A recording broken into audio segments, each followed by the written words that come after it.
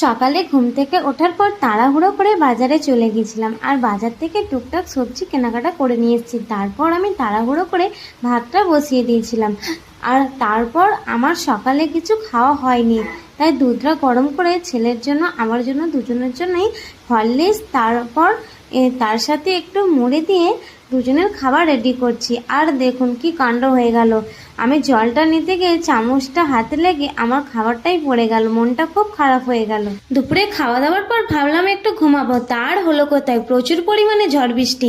আর কেন ভাবছি একটু রেস্ট নেব জানেন, আমি না রাতে ঘুমাতেই পারি না। আমার ছেলে অনেক রাত পর্যন্ত জেগে থাকে, কখনো রাত 2টো 3টে, কখনো ভোর 4টেও বাজিয়ে দেয়।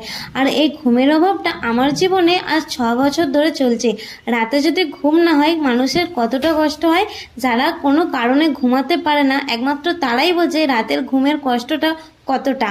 আর তারপরে তো মানসিক চিন্তাও একটা থাকে, কোনো কিছু অসুবিধা